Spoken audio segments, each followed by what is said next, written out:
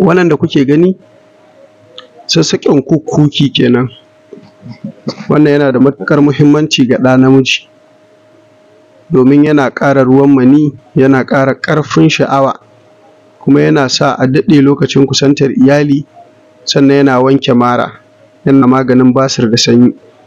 Ka ga wannan iya sabis in dai na ɓangaren al'aura ne, in ka samu wannan ka gama haɗa komai. Abin da ake masa idan ka samu sassaƙen, wani yana zuwa kamar haka, wannan da girmansa, akwai waɗanda ba sa kai wannan girma. To in aka samo shi dai ko a ya aka same shi, aka ɗan faffasa shi, sai a daka shi.